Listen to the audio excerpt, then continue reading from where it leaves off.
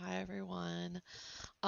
So we are going to get right to it. We're going to jump right into our first day of teaching and math and taking notes. And you can see right now I've got my screen up to where you can see the Delta Math assignment that I'm working from, and I'm going to take notes. So right now I'm actually just going to use the Delta Math problems to take notes in this video.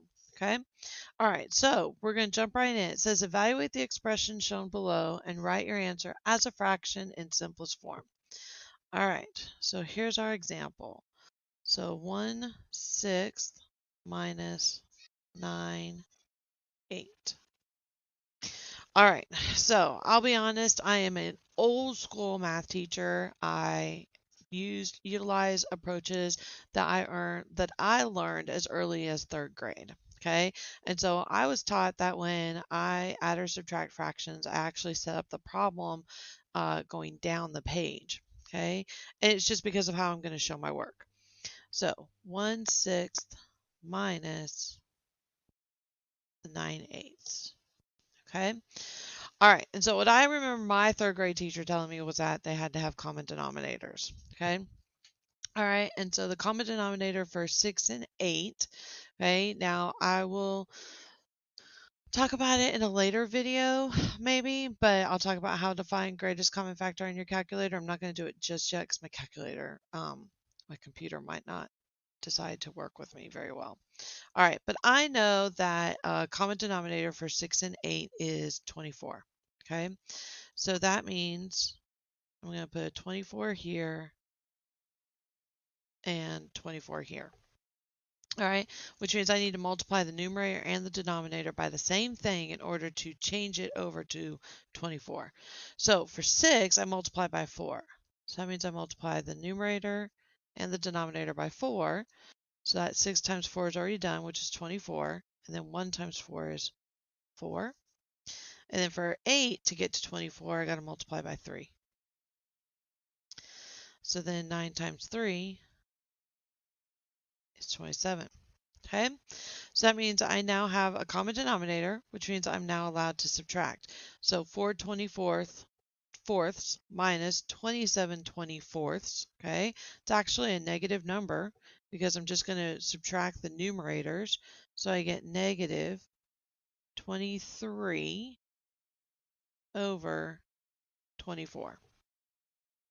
Okay.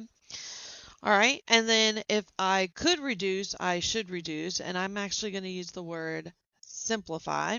Okay. Because when you reduce fractions, the word reduce actually means that you're making something smaller and the fraction's not getting smaller. Okay. It's just an equivalent fraction. And so we're going to use the word simplify. So we should always simplify our fractions if possible. And if we can't, we leave it alone. All right. So my answer is negative 23 over 24. So for those of you who are new to Delta Math, okay, and let's hope my screen cooperates. So all I'm going to do is I'm going to type in the negative first. So negative 23. Then I'm going to hit the divide sign. And look what Delta Math does. That's why I love Delta Math. And then I'm going to type in the denominator. Okay, we're going to submit my answer. Now, here's a great thing about math. I might mess it up. Okay, you might mess it up. That is perfectly okay. So I'm going to click submit answer. It's going to say, are you sure? I'm going to say yes. Okay, and it's going to give me some feedback. Okay, you're going to get a check mark that's green or you're going to get a red X. And if you get a red X, do it again. Okay, fix your mistake, see what you can. All right, let me do one more problem. Let's see if it's going to give me a new problem here. All right, so this is going to be 9 over 4 minus 11 over 6. So I'm going to go back here to my example. All right, and I'm going to do 9 over 4 minus 11 over 6. Okay. All right, and same thing. I'm going to evaluate the expression shown below. I'm going to write my answer as a fraction in simplest form. All right, so just like I did my work before, so 9 over 4 minus 11 over 6. You can show your work slightly different than me. That's okay. This is just how I've done it. All right, so I know that a common denominator between 4 and 6 is 12. Okay, 24 would have worked. Okay, and you're welcome to use 24. If that's all you could think of, use it. Then you may have to simplify when you're done.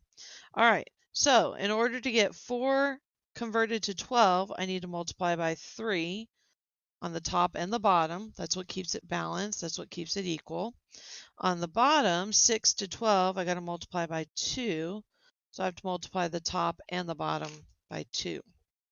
So 4 times 3 is 12. That's good. So 9 times 3 is 27. 11 times 2 is 22. Okay. All right, so then I just subtract my numerators when I have a common denominator.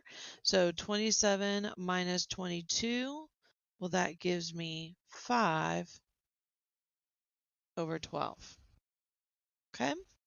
All right, and same thing again. If I'm here in Delta Math, okay, all I'm going to do is I'm going to do 5 divided by 12, and then I'll hit submit my answer.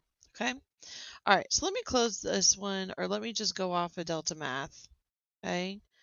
Let me pull up a new page here. Let me pull up Desmos.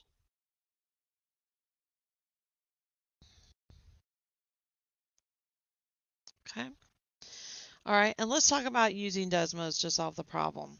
Okay.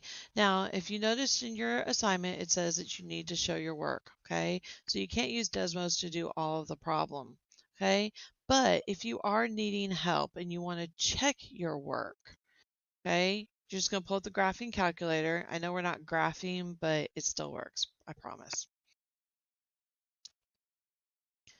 All right, while this one's working, I'm going to write down my next example that we're going to do.